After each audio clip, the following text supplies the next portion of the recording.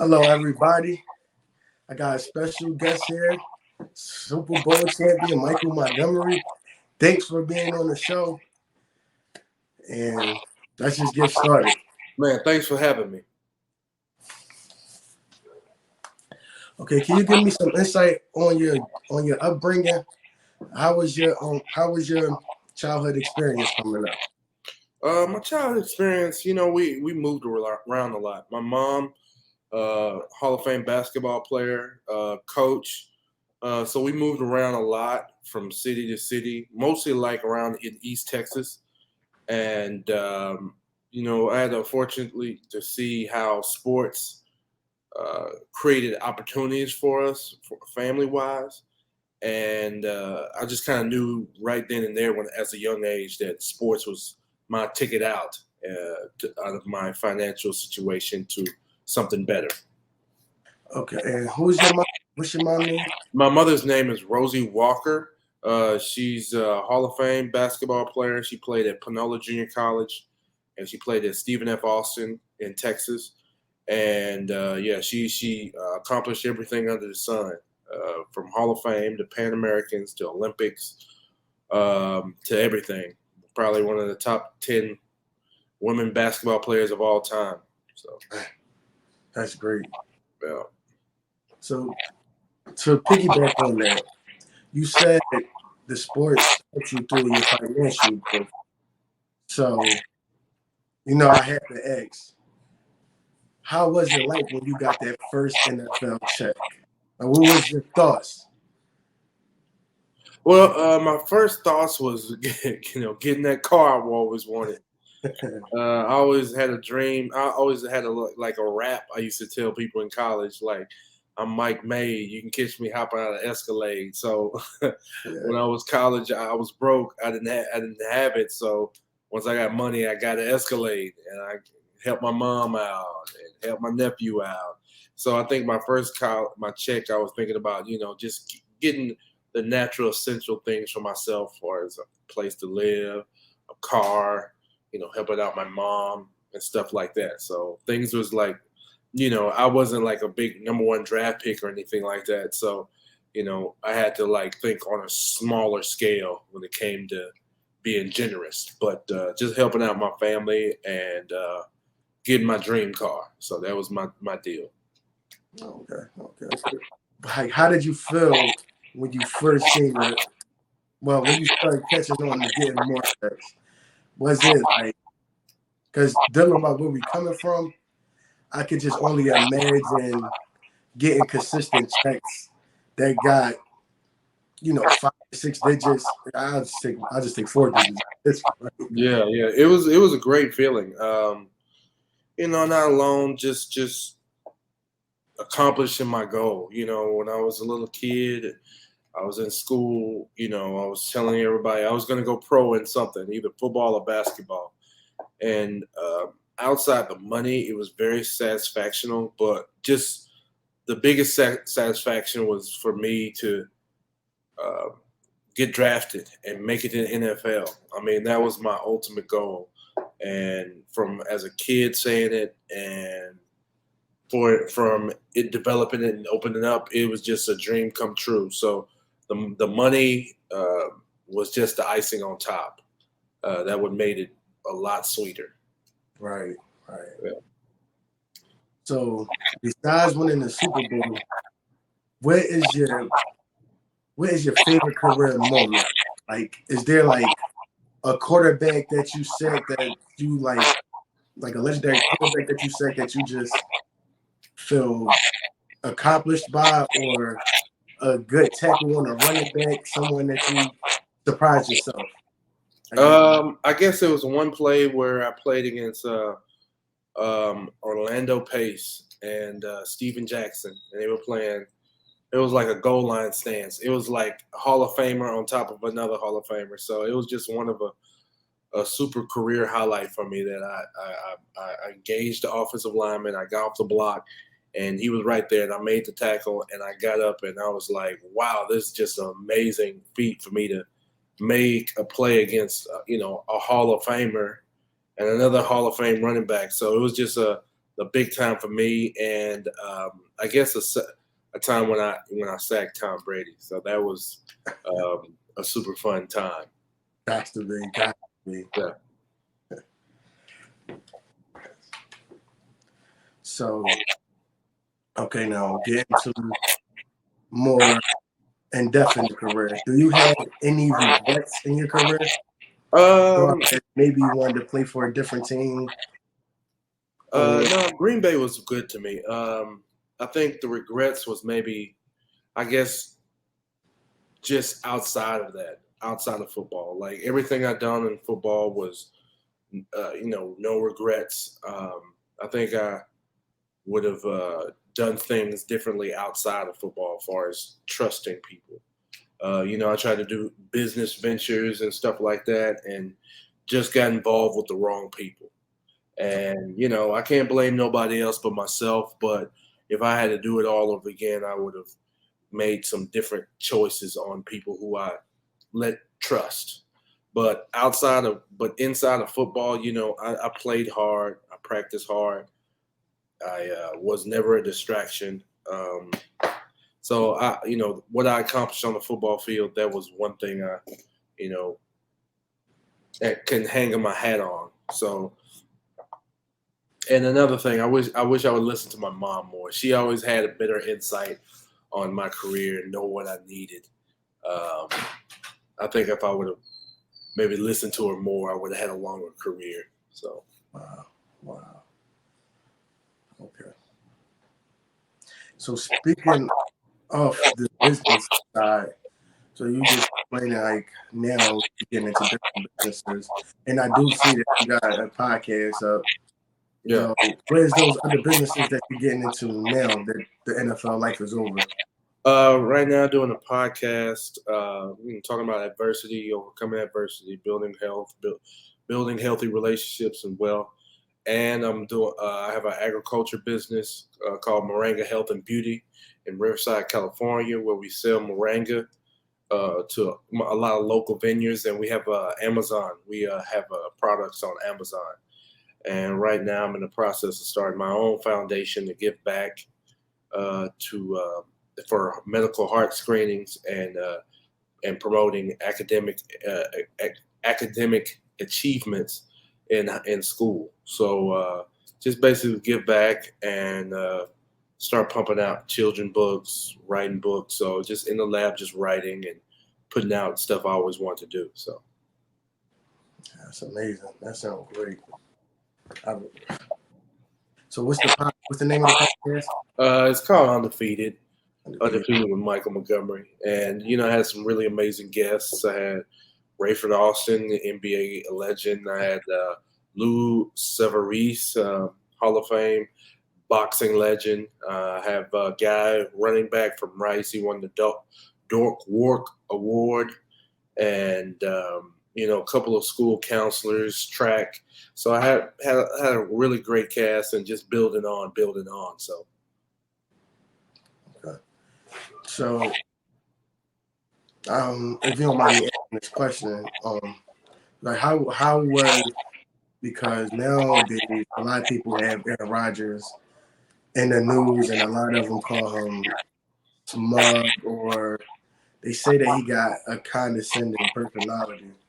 So, from playing with him or getting to know him, seeing him, being close to him, how was his personality for you? How would you describe Aaron Rodgers? Aaron Rodgers was a great person, great teammate. We both came in together in '05, and I saw us, we were both starting off on our career. And when we got there, I was playing more than him, but he was behind Brett Favre for 3 years, and he had the chance to home on his craft and practice and develop to the MVP we are today. So it's just a different side, because all the great players have an ego about themselves and how they want their team to be, and they want to win. From Tom Brady to Michael Jordan, to Kevin Durant to LeBron James, all the great players have that special side to them on their mental side that makes them great, outside their talent and their ability. But I had an opportunity to see a great side. He was one of the guys who had a car deal, and he got a truck, and he would like get all the rookies, and we would drive to practice together because a lot of guys, rookies, didn't have vehicles. So I saw a really great side, really cool side. We both came in there just trying to make it, and just blessed to see how his career turned out. And I wasn't shocked after I saw how he developed himself in practice. So, I knew him from a different side. Okay. So the piggyback that. What about how was it playing with Brett Favre? That's two major Yeah, quarterbacks that's going to be in game. So. Yeah, Brett Favre, man, he was a great guy, man. A lot of people don't, when these higher up guys, man, they just realize Mhm. it's just their talent is just put them so far. They're just like you, and there's great guys, man. He was just a fiery guy, man. A guy who just put 100% in his effort and play the game lights out. Even though he might be wrong or he shouldn't have threw a pass in the double or triple coverage, he was a guy who put all his effort into it. So, Okay. So, can you go back to the college days? How like, excuse me, let's get this together. When were you sure that you were going to make it to the NFL? It was after a game against Iowa State. I did a drop back on a coverage call, and they threw the ball, and I got it, and I intercepted it, and I ran back for like 10, 15 yards. And after that play, I knew like I was gonna get drafted because I put together a string of highlights throughout my season, being first team All Big 12, leading the league, the Big 12 in D-line tackles.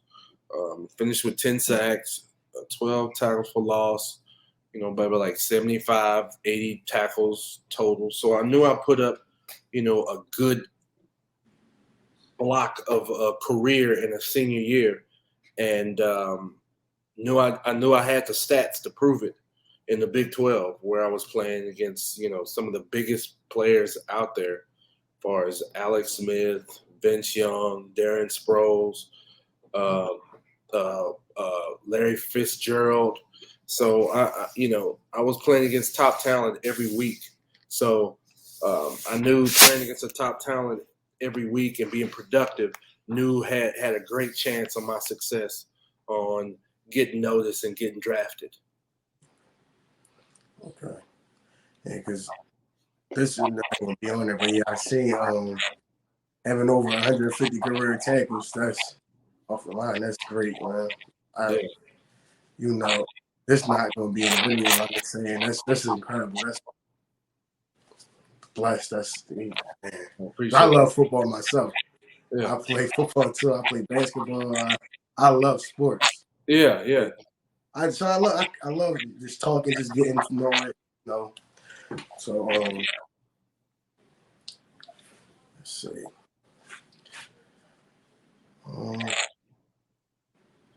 For right now. So when you declare for the draft? Well, after my senior year of college, they automatically put you in after your senior year, and unfortunately, I got in the NFL Combine, so I was working out for the Combine in Houston and tested for the Combine, and had an opportunity to play and get drafted. I thought I wasn't going to make it, but I pulled through. So was there a specific team that you wanted to get drafted to? I didn't care where I got drafted, just as long as I got picked.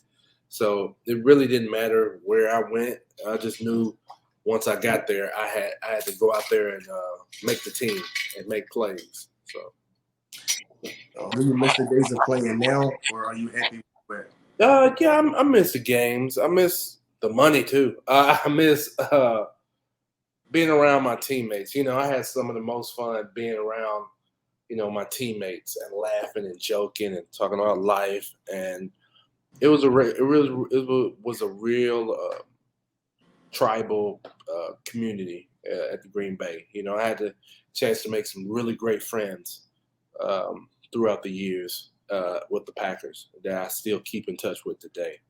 That's great. So it was a really great experience. Okay. Do you still do you still watch the game and pay attention to what's going on today? Yeah, I watch mostly defenses because I like to see what they're doing and defensive line. So I'm really of a position guy who really watches defenses. So I still love watching the game. That's interesting. It's good to know. But yeah, one more question and just more about your personal life. Okay. Okay, so it's like how you feeling just overall without the businesses, just everything. How are you mentally? How are you feeling? Is everything good? Yeah. Yeah, I'm good. Like, I still try to exercise and keep myself loose. I'm under the impression if you don't use it, you lose it. And with how your body is and how much pain you go through, it's always balanced to stretch. I got a massage gun I use daily, a foam roller, get massages, exercise. So all that, incorporates a healthy lifestyle. Because, I always want to say I never want to, be in a position where, I need help, especially at my age, especially in this game. So I just always just try to stay healthy and stay exercise and stay loose. So I won't, so I can live long because, health is wealth. So I just do what I got to do to make things happen. Okay, and just the last question. Um, so what's next What? other than the podcast and the other business things? Are you content with just retiring, or is you planning on something even after everything that you're doing right now? Um, I'm content on retiring. I mean, it took me a little while to be like can be content because how I ended my career, but I still have like some ventures out there I still want to do. I want to make a movie. Start a little production company. So I still got a couple things brewing out there. Side businesses, just still in development. So still just trying to get that out there and and make things happen. So I still got a couple things out there and projects because I never want to be content and just stay still. I always want to be productive. I always want to help people, and because success is always it's always shared. We're always supposed to help each other, and that's how we how we grow as people by helping one another. Yes, definitely. That's an amazing way of thinking. Yeah. Man, I appreciate you for your time. That was a great interview. Thank you for everything. Like, thank you for this opportunity. Oh no, it's all love, man. All love. And if I get to talk to you again, that would be great. If I Yeah. Whenever, get man. I better sure and come back. appreciate it. All right, thanks again, big dog, and yeah, man. Anything I could do, make sure everybody can follow me. I'm on Instagram, IM96GB, Face, Twitter, same thing. So just anything you need, man. Just let me know. Okay, thank you. All right, thank you, Take brother. the time. See you. Talk to you later. All right, that'll work, brother. Have a good one. You too. Thanks. Bye bye.